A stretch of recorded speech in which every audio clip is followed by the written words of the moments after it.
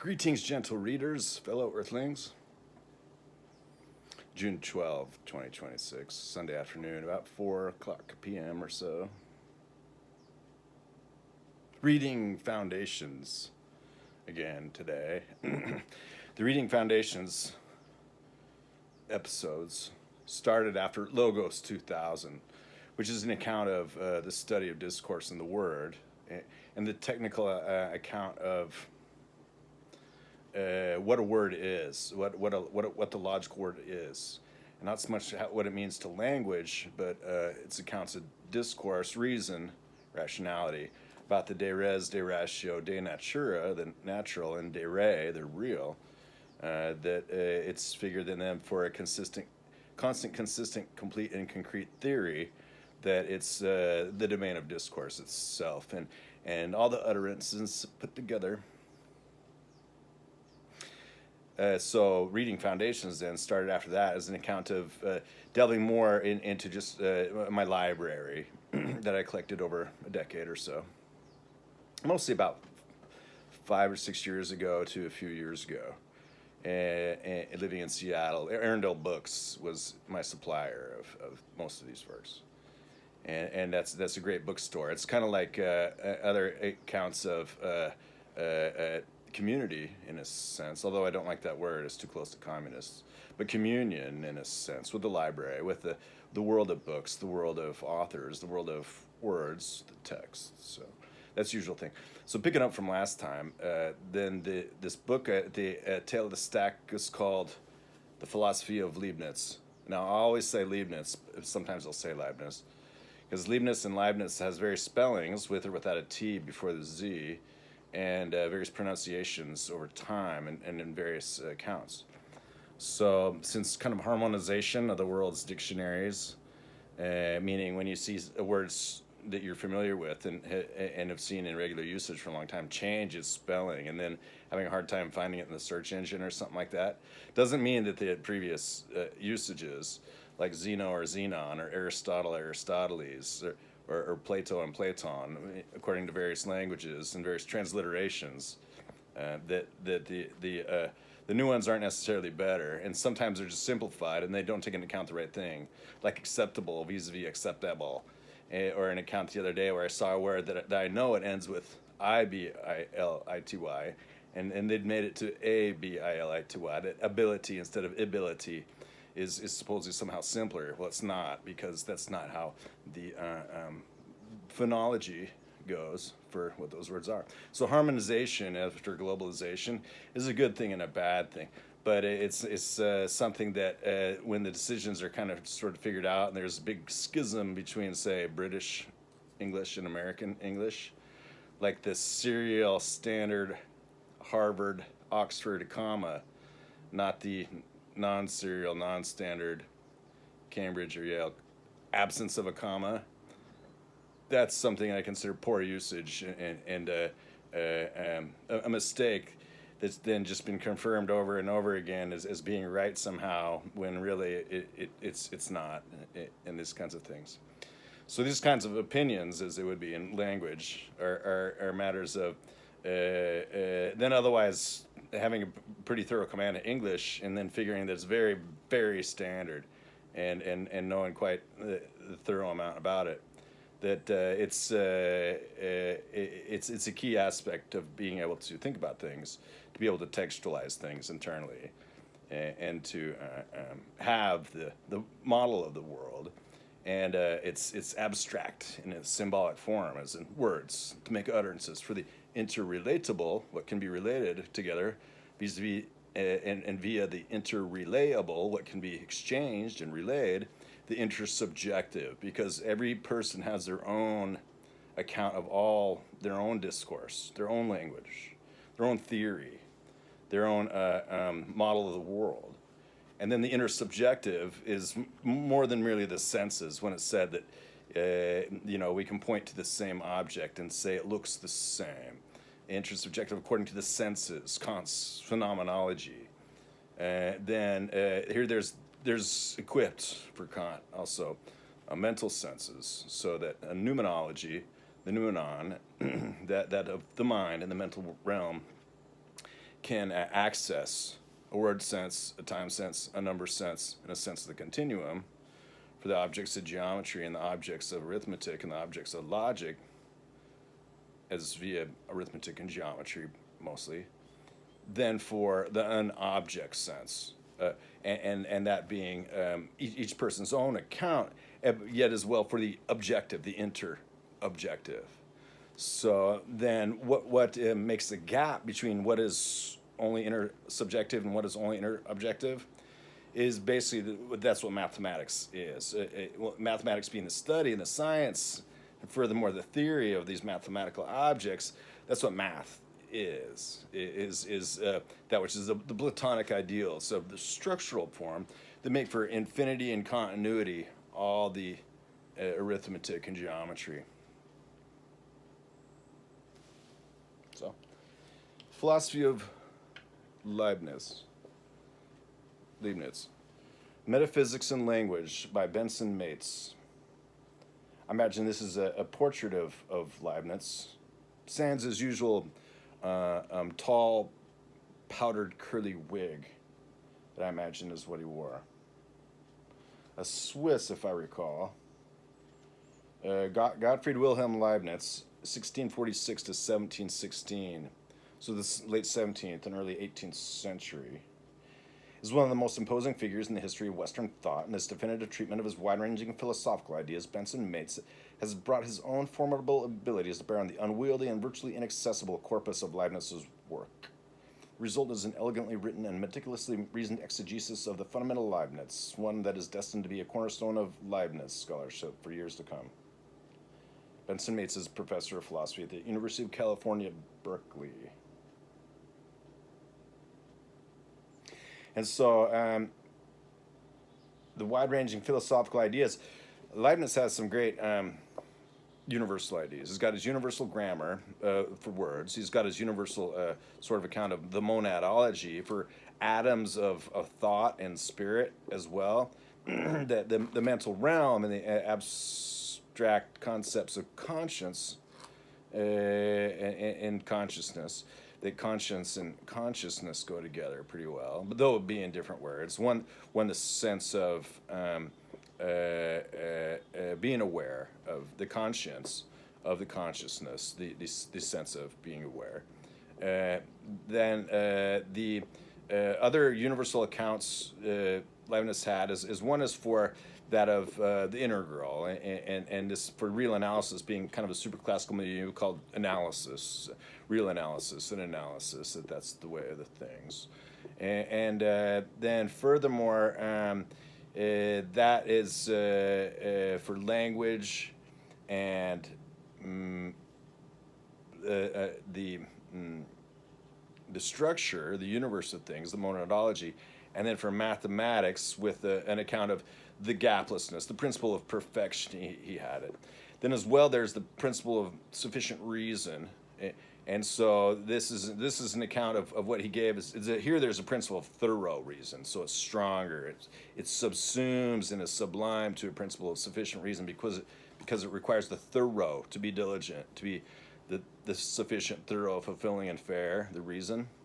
And then since after that, the contradiction or non-contradiction, the law of excluded middle, tertium non datur, there's no third alternative to true or false. And then about the tertium datur, and like Lukasiewicz's U, T, F, and U for unknown, or various accounts of don't know and don't care, gaps in the truth tables, is from when I was reading a paper of Kripke some few days ago, and what it was about was truth and models of truth. And then he basically tries to shoehorn it into what results being called Tarski true. And here you can find a number of video essays more about truth and its usual conception in the analytical account. And as for then the logical setting of truth tables and the like, then the Kripke had this notion of the tertium non datur, and about these gaps otherwise in the truth tables. And they're not gaps in the sense of imperfections, they're gaps in the sense of completeness and perfection, because if they're placed as either true or false when really it's unknown, or otherwise not among those values of tertium non datur, then that would just be wrong. And so that's why the material implication, the quasi-modal logic, is considered wrong when it's called all logic. When it's said that it has entailment and monotonicity, which is like after the principle of sufficient reason, that entailment so follows and monotonicity so follows, so that what follows, that's entailment, and then it doesn't change what happened before. It's a constant sort of accumulation, the monotonicity, that the account of quasi-modal logic and material implication, when see Rule 1, yet last wins, violates both of entailment and monotonicity. Yet it's said that those are the only things holding it together and saying what it does, for principle of sufficient reason, the principle of thorough reason. So here you can read that from like Foundations briefly, in Logos 2000, and the A theory account itself. As for what the theory is, those are the principle of inverse instead of non-contradiction, subsuming and sublime to it. And similarly, the principle of thorough reason for the principle of sufficient reason is after Leibniz. This is considered the things necessary. Then to arrive at these analytical bridges for the superclassical results as of the deductive bridges, analytical bridges, for these continuous domains to fulfill another aspect of Leibniz's account of the real numbers and their gaplessness or leaplessness, as he put it, and the principle of perfection. So these two accounts from Leibniz or Leibniz are the principle of sufficient reason and the principle of perfection for then what goes into the setting. And then there's the universal with regards to language, and then atoms logically or mentally, the monadology, or as an account of spirit, as it was originally framed. Oxford University Press, 1986. Mentions the Leibniz Archive in Hanover and the Leibniz Research Center in Münster. There's some 40,000 pages of Leibniz notes. Almost as many or more than Euler's notes in the archives. Two less obvious texts, which I share with most serious students of the subject, are to the Leibniz Bibliography, originally edited by Kurt Müller and now brought up to 1980 in revised edition by Professor Heinekamp, and to Elie Lomker's classic series of English translations. Each of these works represents a huge amount of careful scholarship, and no doubt the latter, more than any other single factor, is responsible for the revival of Leibniz or Leibniz studies in England and America. Additional English translations by G.H.L. Parkinson, Jonathan Bennett, and Peter Remnant, H.T. Mason, and others are advancing these studies further. For helpful criticism of Porson's book, I owe thanks to many of my students, including especially Donald Rutherford and Ali Tarabi Moghadam. But most of all, I'm obliged to Robert Slay and Richard Epstein, who read the entire manuscript and offered very useful comments and suggestions. The frontispiece, which features a bust of Leibniz by Johann Gottfried Schmidt, is from a photograph furnished by Professor Heinekamp in the Leibniz Archive. Research for this book was greatly facilitated by grants from the American Council of Learned Societies and the National Science Foundations. Then the outline of this book has got life and works, there's biography, and into his works on page 33, to the system and outline, 3 propositions and concepts, 4 possible worlds, and those are possible worlds of contingencies and theory, not necessarily possible worlds of multiple worlds. The idea of the multiple worlds hypothesis is rather anathema to science, because saying there are the two worlds that can never interact at all as makes that non-falsifiable. So you can have a theory of multiple worlds. In fact, a usual kind of contingency is just what if and what multiple worlds would be. But usually there's an account of the world and the universe for univocity and these sorts of things. And that having a multiple worlds hypothesis is a fair account for the mental senses, the contingent and the theoretical, but it's not a scientific assertion to say such a thing. It can't be falsified, so it's not scientific at all. Necessary contingent truths would be section 6 here. Identity in the actual world. Here there's the account of identity in the context as the apple in the universe is everything that it is not. meaning that the apple in the universe is all the relations of all the universe pointing back into it as a projection inward. That's it, instead of projecting a usual account as like a light projects through a screen or filter and makes onto a screen a projection of a thing. Instead has that all the relations pointing and project into this apple. So the identity and context then makes for an account that in the set-theoretic universe would be for making otherwise a Kuhnen inconsistency, meaning almost at the top of the universe there would be a missing element. You just say that the elementary embedding is the object is what it is not, set minus the universe. And then this convolutive setting with a beginning and an end instead of just a beginning and no end has that somewhere in the middle there's an apple. And when you take a bite at it, that's a matter of transference into your own account of change in the apple. But that's adding to the relation of what that is. But when you consider the whole universe, and if all you could see was not just the light from your eyes on that apple, but the light from the rest of the universe to the whole where it would otherwise be, that's the same account. That identity and context has this thing. Then identity also has at least three different accounts of relation. These are sameness and likeness and difference and unlikeness. About identity, equality, and tautology. And so tautology is basically just saying none different. Identity is saying that that's what makes so for what it is, discernible. Among otherwise indiscernibles, can't tell them apart. They're not discernible, which is which. They're just, it's a discernible, and it's an object, and it's an individual. And so you got equality then is relating that extensionally to other apples. This apple is as good as that apple. Extensionality, equality, logical equality. And then the identity is usually the intentional aspect of it. And then tautology just isn't saying much, but it's non-contradictory and it's tautology. So everything on the outside of it is kind of a tautology, and it's trivial, but not saying much. But it has to do that all together. So then for a fourth sort of account of what identity is query into the identity. And the representation or what it witnesses in a sense from model theory, what it is according to its structure, as that identity thusly is kind of covered from these various settings because that's a deconstructive account that otherwise just is what it is. And this doesn't say that it is what it is not in another kind of account, that's the anti-apple or the bizarro apple.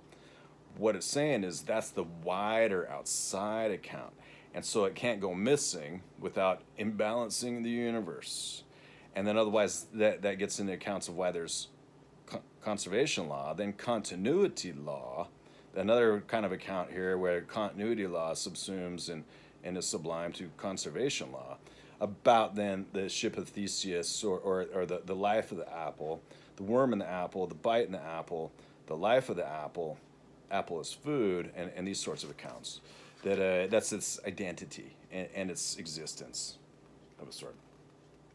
So there's two criteria identified for identity in the actual world, and then about the identity of indiscernibles, which is which, and these sorts of things. Cross-world identity. So that would be relating things in model theory when two theories exist. When they model the same objects, even by their form, it is what it is. It does what it does and is what it is.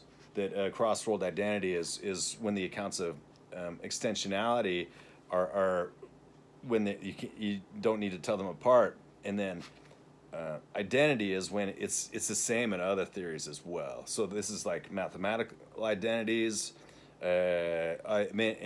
personal and individual identities, and other sorts of accounts.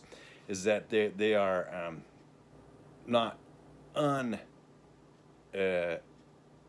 extensional and these sorts of accounts. Chapter 9, two great principles and two lesser ones. Principle of identity or of contradiction. So here there's the principle of inverse, but now Leibniz here, according to Mate, says the principle of identity or of contradiction is this first one. Second is the principle of sufficient reason. The third, the principle of continuity. And the fourth, the principle of the best. And this is about superlatives. And so here we talked about principle 1 and 2 and 3, and so maybe we'll look a moment to principle 4, the principle of the best.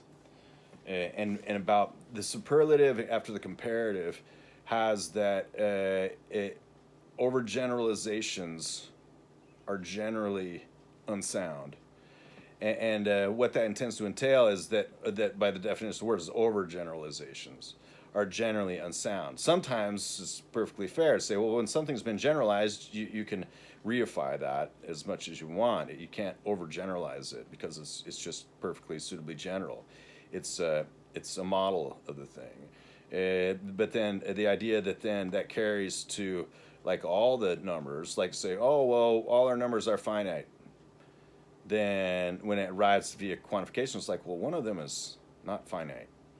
This being usual, like Russell's paradox or Borelli-Forti's paradox, it put back into the theory of taken away by simply built up out of finite sets again, and a model of quantification, when the theory isn't allowed to have its tools taken away and these sorts of things. It makes it so that the principle of what's the best then for the superlative after the comparative is about generalizations and when they are sound to be absolute is the usual idea. So the principle of the best might be the principle of the absolute here. Chapter 10, Leibniz's nominalism in the Lingua Philosophica. So the Lingua Philosophica, that would be something to look at with regards to then these accounts of language. So this book's titled Metaphysics and Language. Here from the previous talks, or actually a couple of talks ago more so, was the account of the metaphysics and why the Thea theory is its own metaphysics. That there is one, and then for the fundamental question of metaphysics, what it is to answer, why is there something rather than nothing? And then, what is this something rather than nothing? And these sorts of accounts.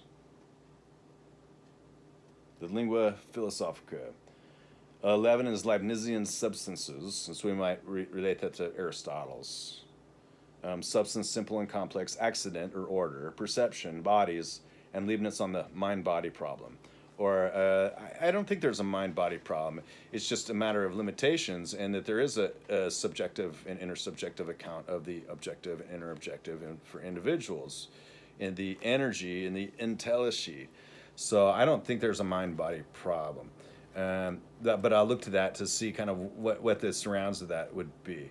There are limitations, but that's not a problem. That's both freeing and curtailing in a sense. So these are things to figure out. 12, relations and denominations. There's an idea in the logical theory that it's all relations. Relation is the fundamental term. The fundamental relation is the idea.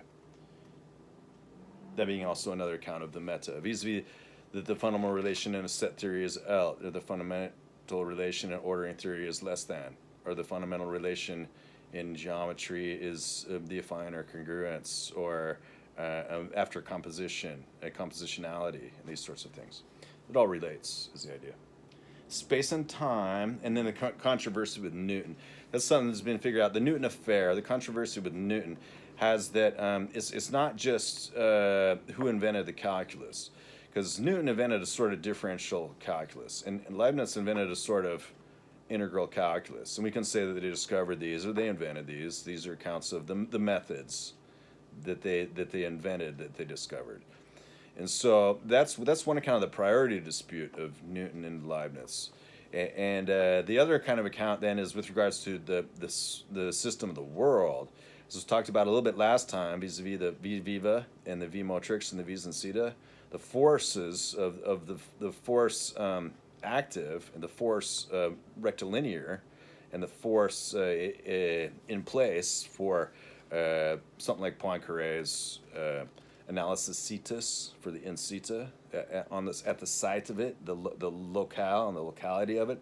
The active force, the vis-viva, and the rectilinear linear force, the vis-motrix, and then the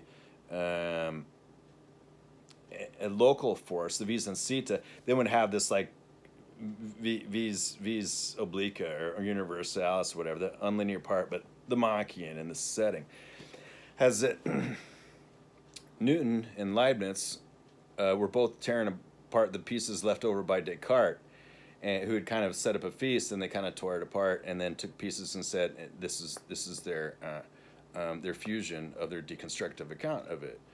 And so the Leibniz and Newton affair, or Leibniz and Newton controversy, should be called the Leibniz-Newton-Descartes controversy, because Descartes kind of was there before them with a number of the accounts of the ideas, and not to say that Descartes just knew everything, because Descartes was after Mersenne and Arnauld and Suarez, for example, most of his philosophical account, and relating that to the scholastics, and then for the philosophical account, do his schooling and so on.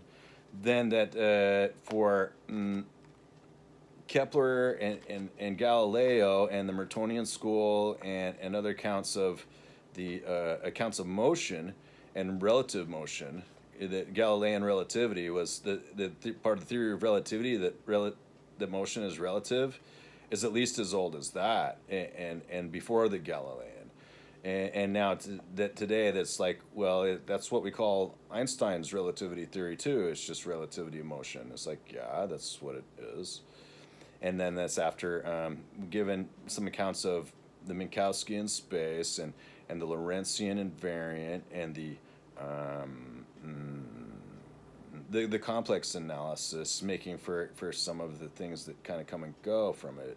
So the Riemannian after the non-Euclidean geometry, and then saying, well, Einstein just left it there and he made some identities, and so that's what adds up in E equals mc squared. It's like, well, yeah, that's just like the first term of a Taylor series expansion, and so these are using the methods, the analytical methods, like the Taylor series expansion of kinetic energy to arrive at E equals mc squared.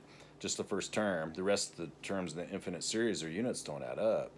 And then for the accounts of the invariance and these sorts of things, this is after the Galilean, and then it has the invariance according to the Lorentzian, where time is also let out for the motion being relative. So also Leibniz has that space is relative. So here there's this doubly objective relativity theory, and it's like, well, if motion is relative, and then you got time or space, and so one of those is going to give, how about space gives instead of time? Because that way you can have, time is only in one ray or dimension anyways, but space is in all these dimensions anyway. So just let those out, and that's makes for symmetry flex and all these kinds of things. And you can have an ether theory back in the theory again, while at the same time you can make all the derivations that have ever been said to then make a statistical or hypothetical experiment that can never have been said to have been not disconfirmed by relativity theory, the experiment. And then you can add another one for this doubly objective relativity theory. So Leibniz has one of those. It's called relational vis-a-vis the relative, but relational theory vis-a-vis relativity theory is kind of a precursor of it, and so that's very, very built into all the contemplations and deliberations that then go on to after Galilean, and they're just like, well, you got a constant sum of forces, and then to the Lagrangian, where it's like, well, you got virtual and fictitious forces, and they have a constant sum and a zero, and these sorts of things. Then have the account of the Newton controversy with the Leibniz controversy, with the Descartes controversy, is Descartes already kind of had it all pulled in as like, well, it's subtle matter, it's a theory of vortices, it's unlinear, then there's these bodies. Is space a real thing? It's like, well, we'll just use the Aristotelian account. There's no vacuum, there's no space, it's bodies. And then the Newtonian was that whether space is absolute or not, or then this relational theory about whether space is, again, a relative. So that can then be related to the vis-insita, as both at Newton and Descartes had an account kind of the vis-insita, because Newton kind of used it for his differential and saying, well, that's it. That's the cut, that's the tangent, that's the incidence, vis-insita. But that it's rectilinear, that's motrix, v-motrix. That's what makes it move. It's moving this way according to this Galilean invariance. That's this way. Then Descartes' account of the vis-insita is like, nothing's ever a perfect inelastic collision. It always has an unlinear component, except it's completely contrived. Now, mathematically, it's simplest to make it Galilean invariance and keep it simple, but it's just not. It's just not the way of things when it starts to add up, because as is known, as there's room in the theory, and the room then in the data for room in the experiments of these sorts of accounts, that it's unlinear at that point. So Descartes and Newton and Leibniz have a great kind of argument. Descartes already kind of having said his piece, and Newton and Leibniz kind of jousting at it. And then what gets carried down is after Newton's account is that that's not the full account. It's a reductionism. And so when you look at Leibniz's accounts of motion and mechanics, it's more the idea that it's the inertial frame, and compared to what gets added up, compared to what gets added up as momentum. What gets lost in the wash is momentum, because in the virtual and the fictitious, any sort of dynamics will have eventually made a right turn, and then it will have been infinity to 1 to make it so. The infinitely many higher orders of acceleration, etc., etc., etc.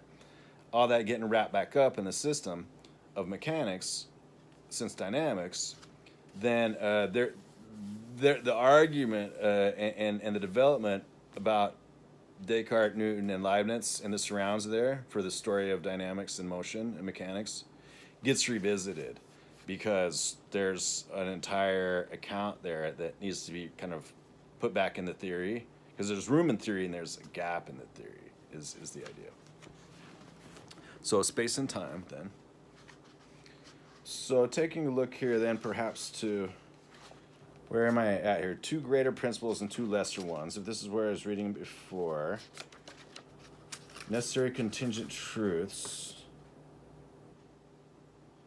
And so I'll take a look first at this 2 great principles, because we've already kind of covered the first 3, except then the first one is if it's related to the identity vis-a-vis non-contradiction, because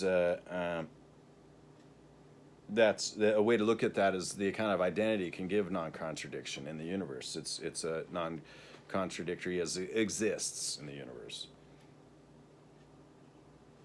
In sections 31 and 32 of the Monadology, Leibniz says, our reasonings are based upon 2 great principles. The first, the principle of contradiction, by virtue of which we judge that false, which involves contradiction, and that true, which is opposed or contradictory to the false. And the second, the principle of sufficient reason, by virtue of which we observe that there can be found no fact that is true or existent, or any true proposition, without there being a sufficient reason for its being so and not otherwise. We cannot know these reasons in most cases. So the principle of inverse before the principle of contradiction gives expansion of comprehension. And so that basically kind of gives a reverse definition. It's true because it exists, and nothing that's false exists. So by excluding the principle of explosion, which says that given a fallacy, anything can be inferred to exist, which is not true, making that a principle of implosion. And so these principles, not axioms, kind of they're said to be, because they're supposed to be kind of a priori or self-evident. And when you add an axiom to theory, now it's unjustified, and anybody else can make a different one with a counter-axiom. Why this axiomless theory is so great. Where do we get nothing from something? Something from nothing. The fundamental question of metaphysics and all that. Axiomless theory. Then has this here as a simplest reading of Leibniz's most simple account of these 2 great utter fundamental principles of all his reason, includes them, it subsumes them, and is sublime to them, it's extra to them. So that's just a simple account then for what these things are.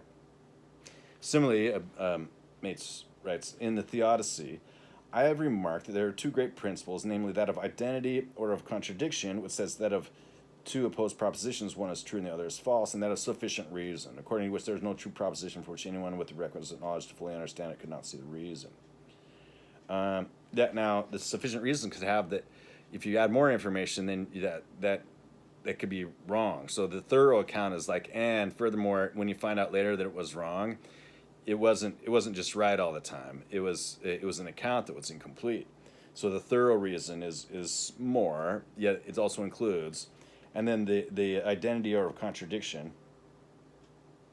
And then he says in that same account, and there are 2 great principles of our reasoning. One is the principle of contradiction, usually called the principle of non-contradiction, the idea being. But here now we'll include identity after inversion and identity.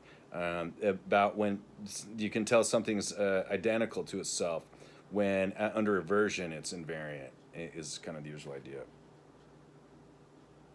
The principle of identity or contradiction, just about tertium non-datur and what's true and false. All these are included in one designation. Talks about Tarskian tautologies. See, the way that the truth isn't a tautology and just empty, it's because it's all the structure and model relation in the whole universe is how it is.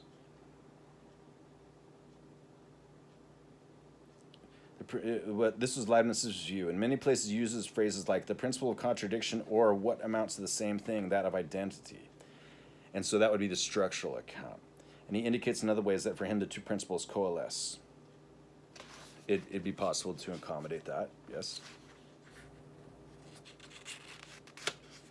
Then he gets into some of the vacuity. Nothing both is A and is not A as a principle of contradiction, and A is A as the principle of identity is what it is. So those are kind of already covered and included. Second great principle is sufficient reason, and as mentioned, there's like the thorough account to prevent otherwise the half accounts, the merely partial or half accounts.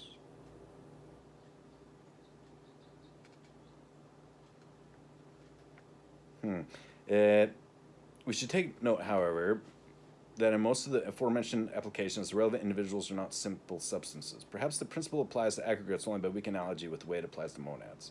And in the latter connection, at least, it seems intended merely as a corollary of the definition of truth, or the predicate and subject axiom. This has been argued by Couturat, Rescher, and Parkinson.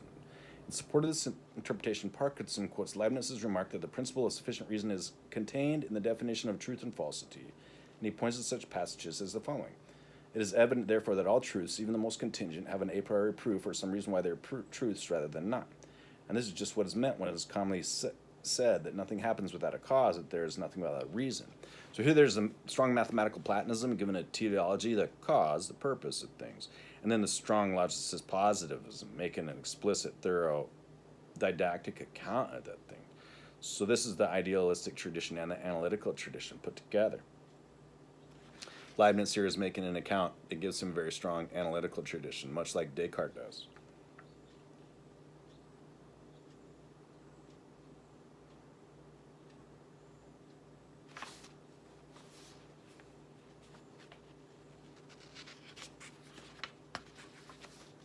So then looking to this principle, then the principle of continuity says nature never makes jumps, no transition happens by a leap. This holds not only in transitions from place to place, but also those from form to form or from state to state. So that's a matter of connectedness of things. The principle of continuity is also cited against the existence of rigid atoms. Now, in the account here of line reals, those being atoms, indivisibles, infinitesimals, the line reals, iota-values, those are only held up because it's the tenuous nature of taking an entire infinity of integers, that holding it up, and as if that were in a microcosm in a box with some bounds, and having 0 to 1 being these standard iota values, the standard infinitesimals. Those are rigid in a sense. But then when you get to the idea of whether or not atoms would be maintaining the geometric accounts of the conformal and the affine, or rigid, having measure and so on, and being these sorts of things, that's certainly a perfectly suitable theory about what that would be as mathematical infinitesimals, because there's many models of mathematical infinitesimals, just like there are many kinds of accounts of what infinity would be. Besides the whole idea of natural infinities and natural continuity, just all the possible ways that things would lose their measure and lose their account of it, yet still have the character, and it's not the real analytical character. So then Leibniz says this: matter, according to my hypothesis, would be divisible everywhere and more or less easily, with a variation which would be insensible in passing from one place to another neighboring place. Whereas, according to the atoms, we make a leap from one extreme to the other, from a perfect incohesion, which is in the place of contact, we pass to an infinite hardness in all other places.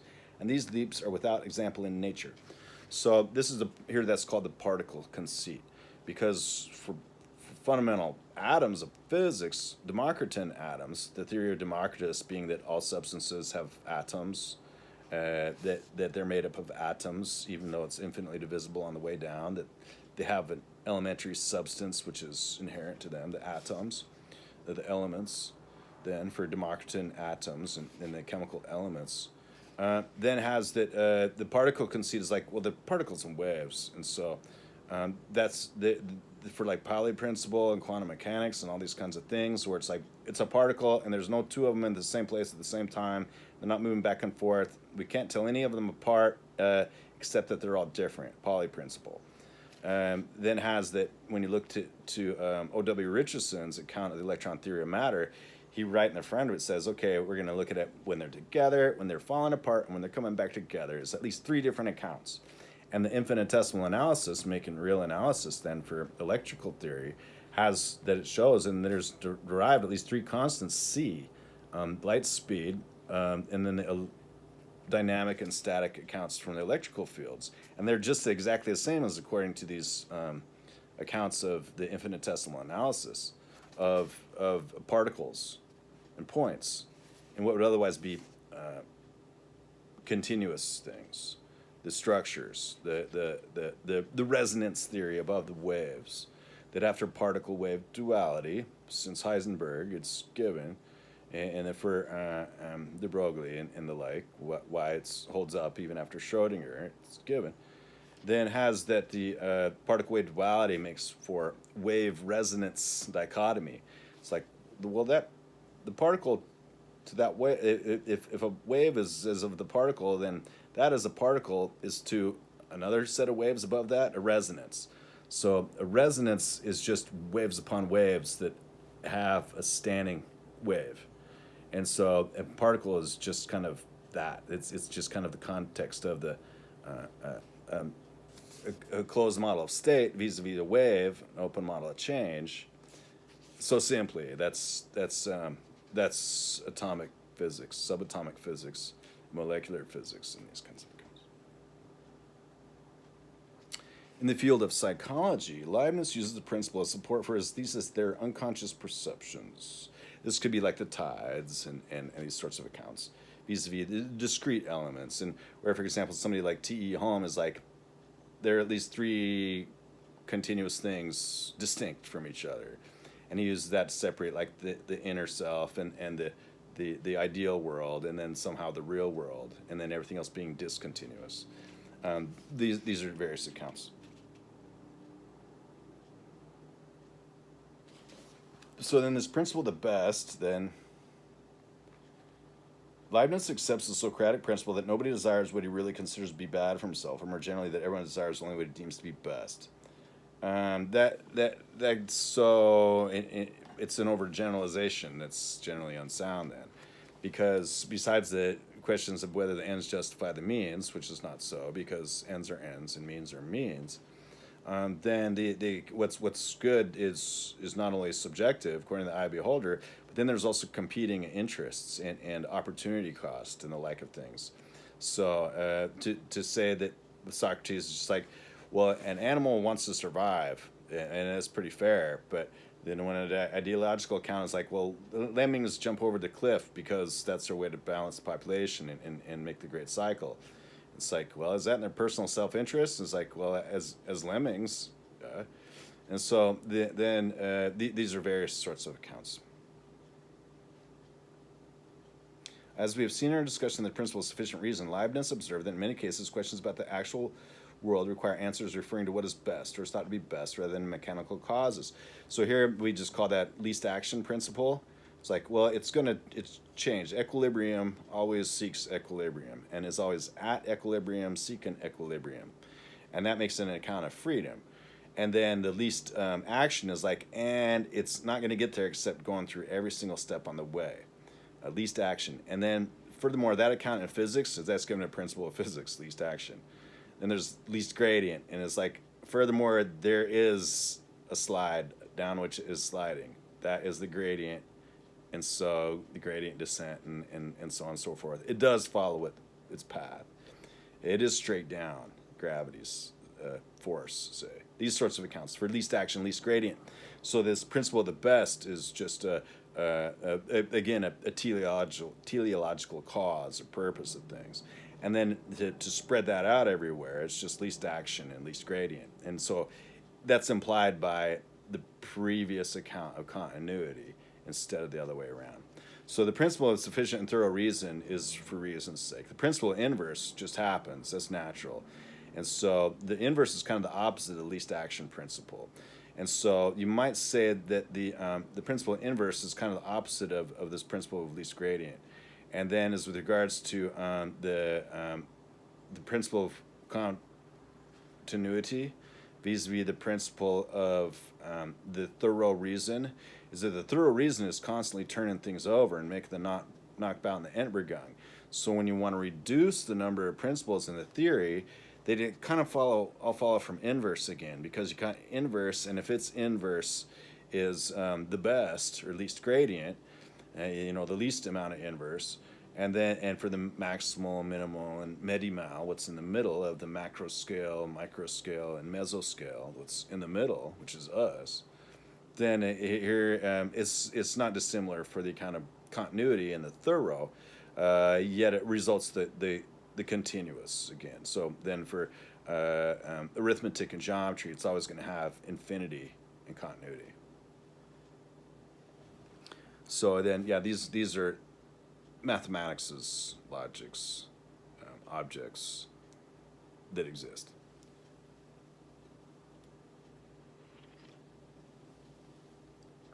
Then for that, a perfect circle and the straight lines exist from that. They do it later, too, instead of kind of being those given first, because usually it's just those are given as axioms, they exist. And they do. And the idea then from axiomist geometry, after a spiral space-filling curve, that the isoparametric just arrives from scribbling the dot, the outside ring of that makes a circle. It's isoparametric. It gives the ratio pi and all that. And then the straight line is just like, and for line drawing, it makes a segment, and then that just extends either way, then can only be as of an extension of it. Straight lines, though the idea that continuity and after infinity gives those is what a deconstructed account of all the theory of mathematical objects would have.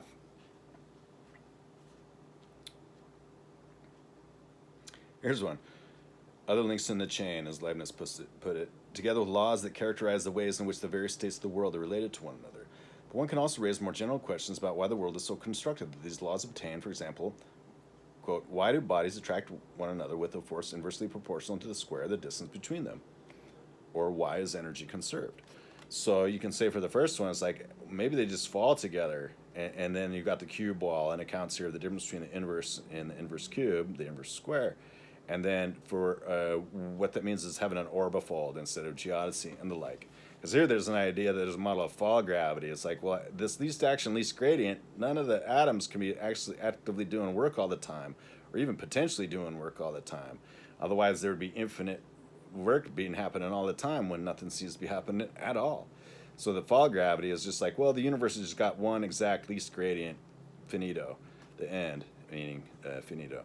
And so then that explains why pull gravity is more like push gravity, like Fadio and Lesage, and then that for the Einsteinian gravity, the follow gravity, it just follows Newton's gravity, the pull gravity. Then this fall gravity is to tombe or fall, is like, well, to tire a line means to draw a line, and then to tombe in the well is gravity, is fall to earth. Tombe earth is the way these simplest principles have it like so.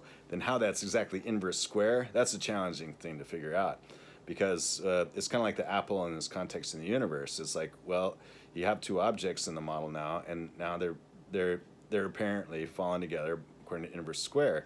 And why is that given by the universe itself? And then that gets into what defines light speed and what defines space, and these sorts of accounts. And so that would then get into like, what is the fundamental physical constant that defines this ratio of these sorts of things. for an axiomalist physics, that being the goal. Questions like these amount to questions of why this world, instead of one of the infinitely many other possible worlds, exists. And such questions, according to Leibniz, are only answerable by reference to God's having chosen the world above all the others on the basis of the knowledge of what is best. That is one way to do it, because then that applies to anything. And is an overgeneralization like that generally unsound? Well, it's kind of unfounded, is the idea. And so then having like an axiomalist physics, it's still given that for the account of the Supreme and the Omni is perfect, and that's what's best is best, and these sorts of accounts, and ideals and the absolute and this sort of thing. Then there's still the idea that, well, if we can get axiomalist arithmetic and axiomalist geometry, and that's perfect, we can say that that's the gift, the proviso, the provided, and then still end up having an account of these that is good. Nor do all questions in the second category concern general physical laws. Well, then at that point in time, they don't anymore, and those are matters of the human condition, the noble beast or the bet human, the human condition. These are the kinds of things. Thus, Leibniz believes that many meaningful and important questions about the actual world require answers that refer to what is best, or absolutes or extremes sometimes, of the complementary duals and what is sublime, what is perfect. Then as from reading about the account of language a bit, so here there's been considered and covered a bit truth, and then necessary contingent truths, propositions and concepts or accounts of language, and mental models. The world, possible worlds is kind of considered here. Identity in the actual world was briefly given a deconstructive account about what it means and why it's so, and relating it to Leibniz's program here, Leibniz's program. Identity, cross-world identity. The principles, these would start first. These are like basically the beginning of the theories. What laws, what principles, what rules, what axioms, what principles, what suppositiones, what hold. These. And that's all, is the idea. Leibniz's nominalism in the Lingua Philosophica. So nominalism is after Occam, and which is after Philo and Plotinus, the same people that have given like a few accounts that then arrive at material implication and the like. That quasi-modal logic has been around forever, but also Chrysippus's moods for the modal logic have been around forever in the classical logic. So nominalism was greatly explored more so by Occam, William of Occam, in the doctors of the Catholic Church among the scholastic age, meaning Aquinas, Duns Scotus, and Occam. And Occam gave this account of nominalism, which is a kind of like half Aristotelianism, because it doesn't have both the prior and the posterior analytics of Aristotle. Say it's a partial or half account of the Aristotelian. Then that and it's not quite like a strong mathematical Platonist account like Duns Scotus gives, including more of the reasoning why that is more of a full Aristotelian account. For the infinity is in and univocity and these things, for the heicity and quiddity of things, the thingness of things. Leibniz here talking about nominalism and the Lingua Philosophica on page 170 then would be where to kind of end this talk if it's coming up to time. And then the chapter 12 was relations and denominations. And so that's here this like relations are relations. And then chapter 13, the space and time, that was given the account of the doubly-objective relativity theory in a modern mathematical setting today with all the big science and big data and these sorts of things. There's lots of room in the theory, lots of room in the data. Leibnizian substances, then the Lingua Philosophica on page 170.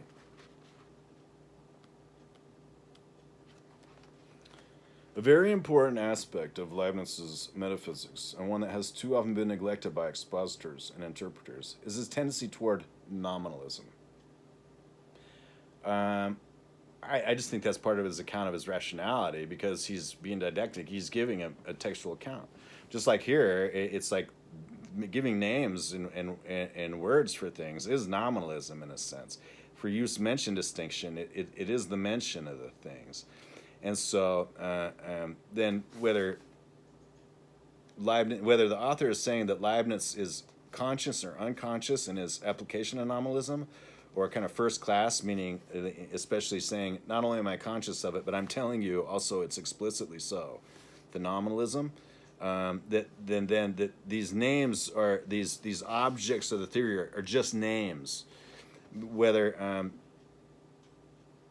Leibniz was a Platonist, that these things exist, has that from looking at these other accounts already, you can kind of tell what exists in Leibniz's account. He's got his principle of perfection, for example. It's like you can't give that without having something existing, just like Hilbert does for his postulate of continuity and his foundations of geometry, hundreds of years later, 100 years ago, and so on. So this is what that Leibniz was a logicist positivist, and an anomalist, and a logicist positivist. So as Leibniz was also a mathematical Platonist. It goes on. There can be little doubt that he was an anomalist, certainly in the earlier portion of his philosophical career, and in my opinion, in the later as well. This does not mean, of course, that he was an anomalist in every sense in which that term has been used by the historians of philosophy, nor does it mean that he was an anomalist in the sense that in which he used the term, though he tells us that with reservations this is indeed the case. Rather, the sense of anomalist I have in mind here is the sense it bears in current Anglo-American philosophical discussion about so-called ontological commitment. So ontological commitment is belief.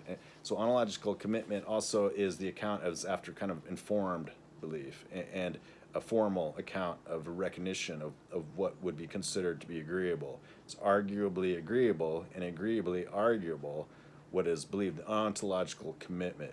It's in the theory, and in the theory says nothing else about it except it's true. It's axiomatized to be so. According to this, anomalist, as contrasted with the Platonist, is one who denies that there are abstract entities, asserts that only concrete individuals exist, and in consequence considers that all meaningful statements appearing to be about abstract entities must somehow be rephrasable as statements more clearly concerning concrete individuals only.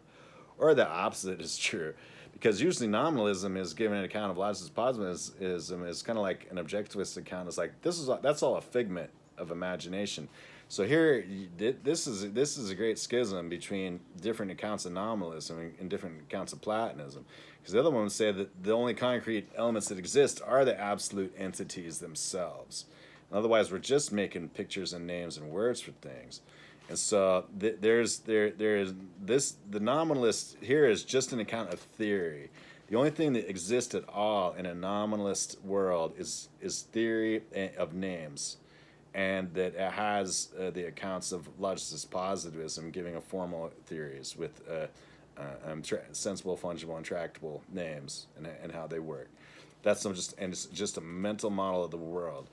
And so then the Platonist then could be considered more concrete, because otherwise the nominalist here is lives in a box, and it's furthermore it stays in the box is the idea that nominalism does. And then that can be considered a theory.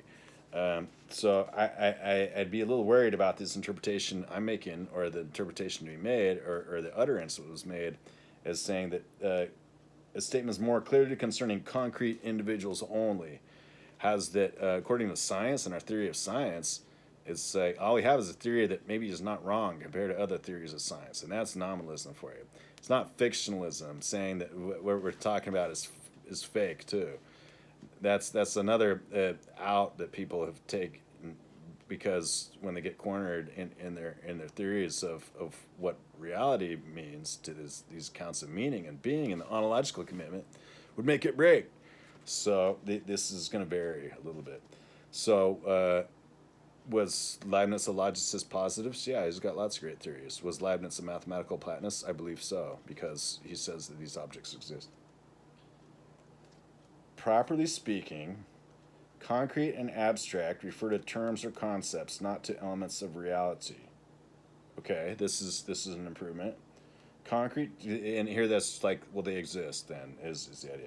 Concrete terms are those under which individuals fall, such as man or Caesar, while abstract terms are those like humanity or heat.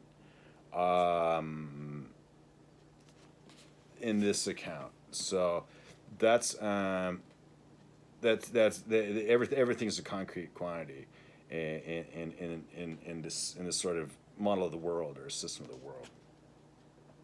Note that a nominalist is perfectly well entitled to use abstract terminology, provided he has a way of eliminating it in the favor of the concrete.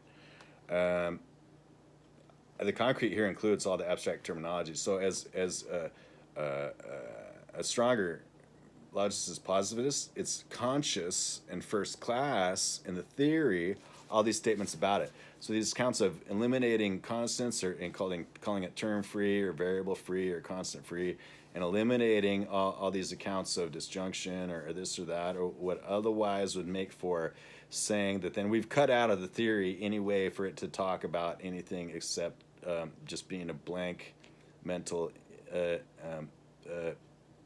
monolith of what we say it says.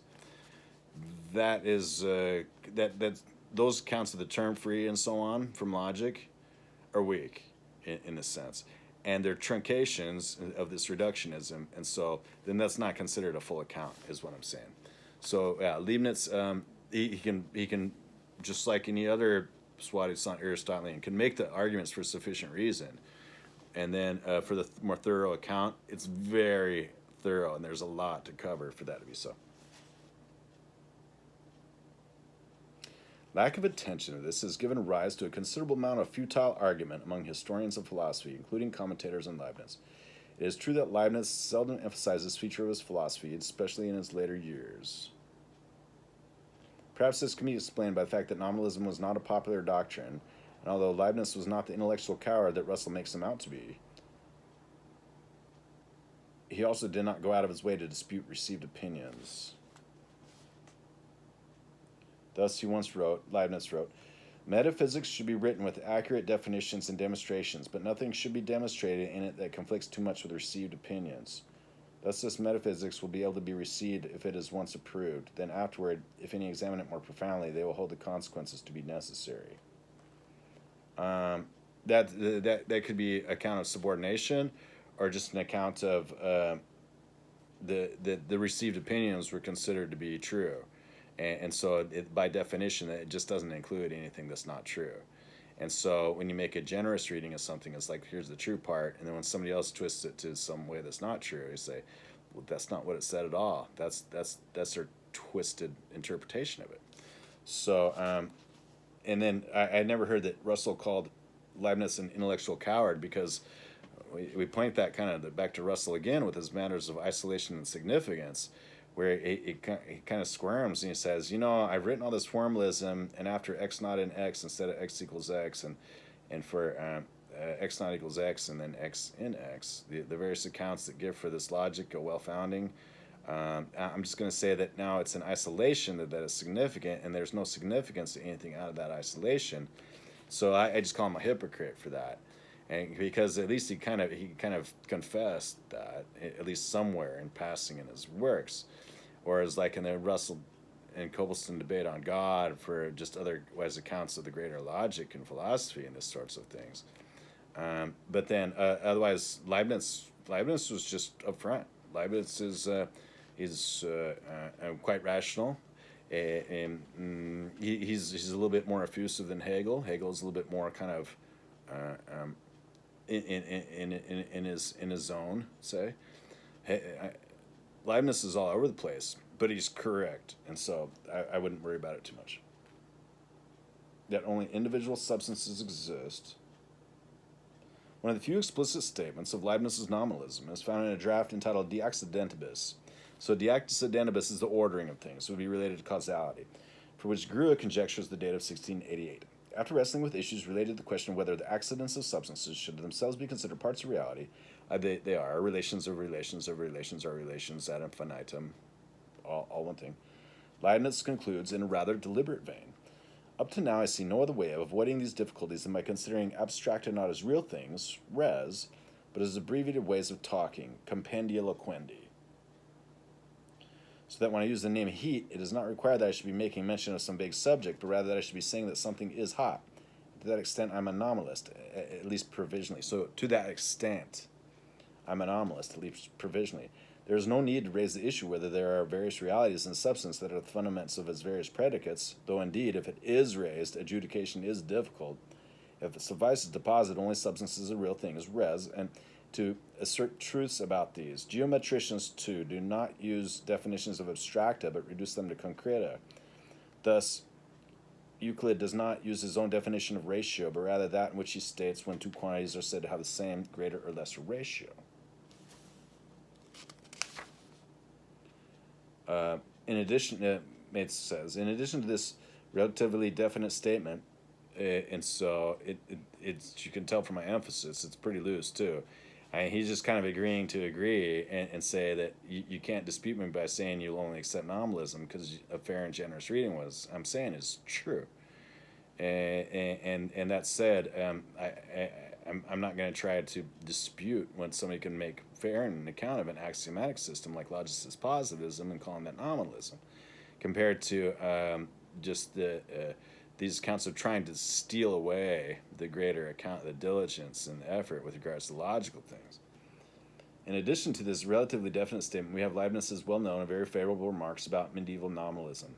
In his preface to his edition of Nisolius, he declares that anomalists were the most profound of all the scholastic sects, and that their approach to philosophy is the one most agreeable with what he calls the present-day reformed way of philosophizing. He has high praise for William of Occam, whom he explicitly classifies as anomalist. It's kind of where the name comes from. For Thomas Hobbes, whom he dubs a supernomalist. Although he does dispute Hobbes' contention that what is true and what is not true depends only on the human will, because the assignment of names to things is arbitrary. Indeed, that's just crass. I mean, that's the account of saying that there's not truth at all. Our theory to be constant, consistent, complete, and concrete starts with being constant. And so Hobbes now is inconstant, and he's not included anymore. He makes it plain that he does not regard this erroneous view as part of nominalism, but rather as something that Hobbes has added. He notes that, as in arithmetic, true propositions remain true when the notation is changed.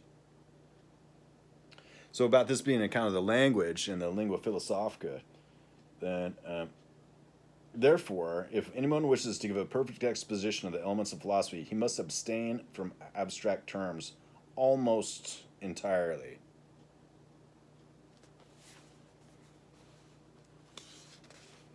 An apple.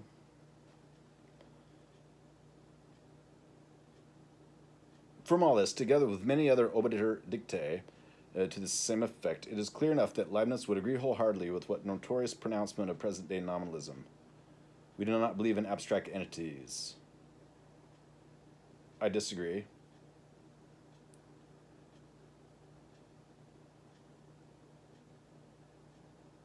And he just and otherwise that's science. So he just marks it and says, I'm still going to do science. But he doesn't necessarily just demand up front. Says logicists, positivists, and those of the nominalist sort, you're only doing science. Your ontological commitment must explicitly be that it's science, and now it's all just theories. It's theories all the way down. So then with regards to the Lingua Philosophica, that's not the same thing as with regards to his universal grammar. So I would have hoped to find something more in the in this account of Leibniz's universal grammar. So then this book, in the matter of metaphysics and language, is a little bit more connecting Leibniz to the 20th century, but it can't quite separate him from his idealistic foundations. We could reason about everything as rigorously and smoothly as we do in algebra or geometry. So here, algebra is also loose. Algebra is of words and this sort of thing. So arithmetic and geometry are the numbers and the spaces, points and spaces, and numbers and their products. Algebra is analysis. So that's the talk for today, gentle readers. Good day. Bene fundata. Good foundations. So long.